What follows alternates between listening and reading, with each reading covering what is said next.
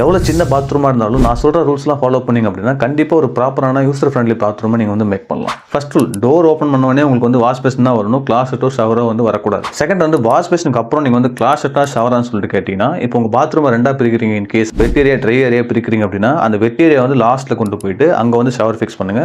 Wash பேசினுக்கு அப்புறம் வந்து நீங்கள் கிளாஸெட் ஃபிக்ஸ் பண்ணுங்க. இன் கேஸ் செப்பரேட் பண்ணல ஒரே லெவலாக இருக்குது அப்படின்னா வாஷ் பேசினுக்கு அப்புறம் ஷவர் தான் வரணும், ஷவருக்கு அப்புறம் தான் வந்து கிளாஸெட் வரணும், கிளாஸெட் வந்து லாஸ்ட் கொண்டு போயிடுது. தேர்ட் ரூல் என்னன்னு சொல்லிட்டு கேட்டிங்கன்னா, ஷவருக்கு ஆப்போசிட்டில் டோர் ஃபிக்ஸ் பண்ணவே கூடாது. ஏன்னா தண்ணி படும்போது கண்டிப்பாக அது வந்து ஒன்று வெளியே வந்துடும், அப்படி இல்லை சோப்பு தண்ணி படும்போது கண்டிப்பாக அந்த டோர் வந்து ஃபேட் ஆகிடும், எந்த டைப் டோர் இருந்தாலும். ஃபோர்த் வந்து பார்த்தீங்கன்னா, பாத்ரூம் டோர்ஸ் எப்பவுமே சென்டரில் வைக்காதீங்க, ஏதோ ஒரு கார்னரில் மூவ் பண்ணுங்க. அப்படி மூவ் பண்ணும்போது தான் உங்களுக்கு வந்து ஸ்பேஸ் யூட்டிலைசேஷன்றது டிஸ்டர்ப் ஆகாமல் இருக்கும். ஃபிஃப்த் ரூல் என்னன்னு சொல்லிட்டு கேட்டிங்கன்னா, கிரேட்டிக்ஸ். அந்த ஜாலி இருக்கு இல்லையா, ஜாலி வந்து கிளாஸெட்டுக்கு முன்னாடி வச்சிங்க அப்படின்னா நீங்கள் உட்காரும்போது எழும்போது பார்த்தீங்கன்னா ஸ்லிப் ஆகும். கிளாஸெட்டுக்கு பேக் சைடில் வைக்கலாம், அப்படி இல்லை வாஷ் பேசின் கீழே வைக்கலாம். இது ரெண்டு தான் ஆப்ஷன். நெக்ஸ்ட், பாத்ரூமோட வால் டைல் நல்ல கிளாசி டைலை வாங்கி போடுங்க. நிறைய ஜாயின்ஸ்லாம் யூஸ் பண்ணாதீங்க. சின்ன சின்ன டைலை வாங்கி டிசைன்லாம் பேட்டர்ன்லாம் பண்ணுறாங்க, அந்த மாதிரி பண்ணீங்க அப்படின்னா அழுக்கு